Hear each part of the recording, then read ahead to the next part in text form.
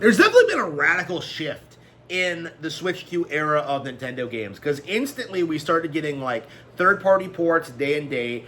Games like Green Factory, Guardians of Azuma, games like Street Fighter 6, Pragmata, and Resident Evil Requiem got announced, day and date.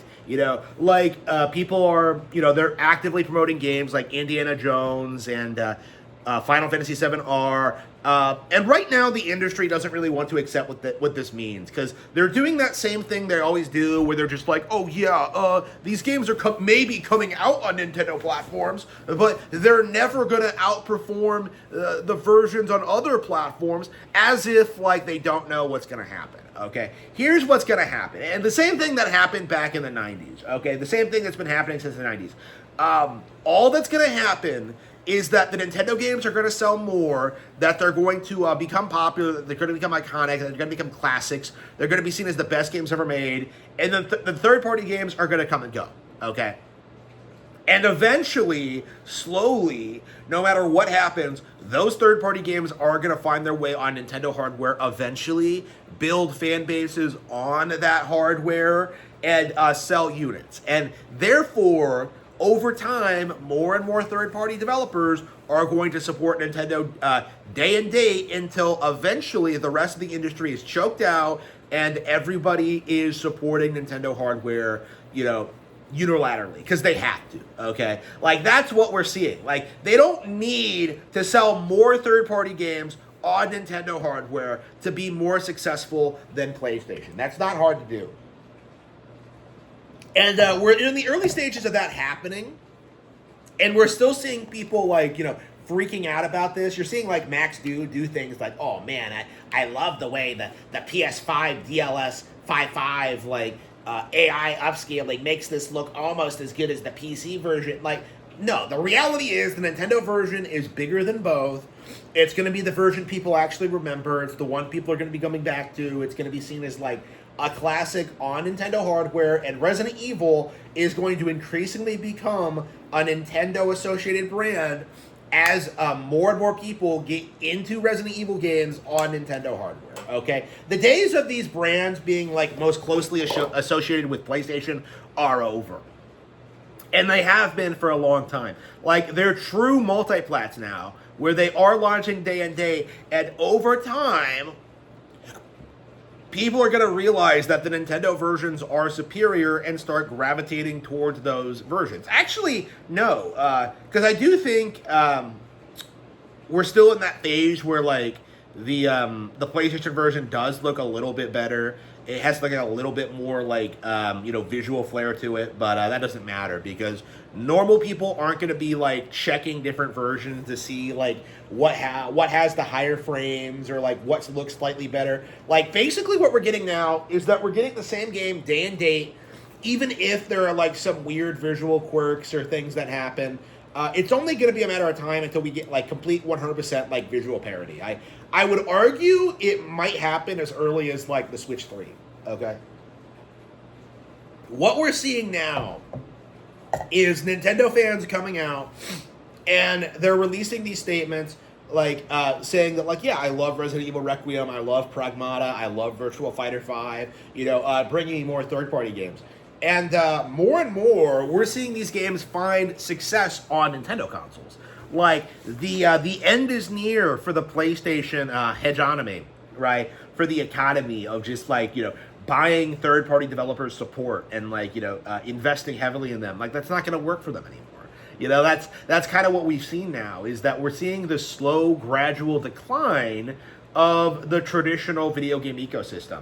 The idea that you only buy Nintendo consoles for Nintendo games. This is the big myth that has been holding back Nintendo for decades. The idea that they only make games for kids, that they don't make games for adults, that third parties hate working for them, that Nintendo's an evil corporation. That's not a cope that's gonna fly in this day and age, okay?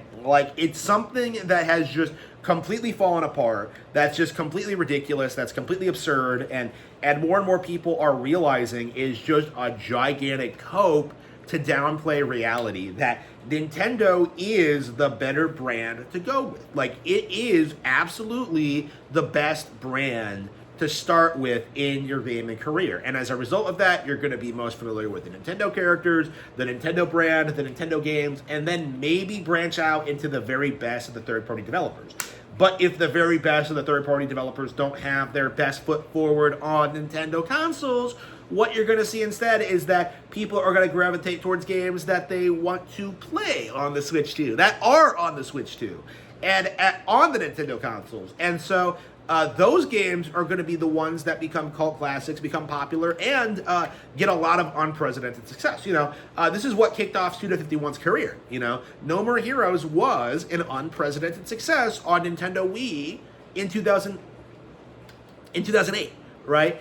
This was a game that came out, did really, really well, shockingly well, and led to a bunch of other games getting produced.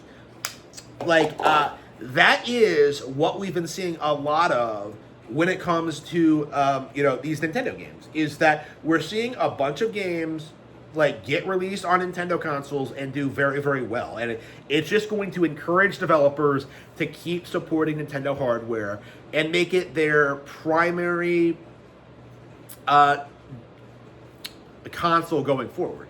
The era of PlayStation is over, and yet, we're still in this weird position where developers are trying to tell people that, PC is going to blow up, the PS6 is going to be great, please, please, please, keep supporting our games on those platforms. It's not going to work, okay? We've already started seeing the shift, and it's only a matter of time until, people start accepting it. It reminds me a lot of how, in the 2000s, the narrative was that, all the new Nintendo first-party games were terrible. I remember people spurging about Luigi's Mansion, Pikmin, Smash Bros. Wasn't considered a real fighting game for a long time.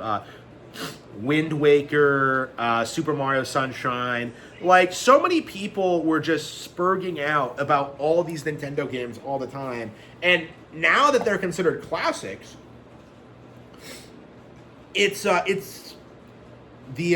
the industry has had to kind of rally behind complaining about more superficial things. They have to complain about smaller franchises. They have to complain about smaller games. They have to complain about anything. What they're doing now, complaining about not getting a 3D Mario.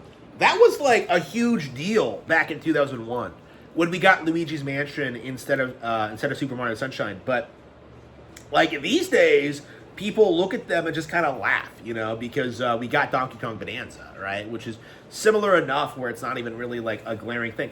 I just find it really difficult to understand why or how the gaming industry is going to continue downplaying Nintendo consoles when they're getting third-party games, major third-party games, released day and date with the other versions. This isn't going to be something that sticks around long term.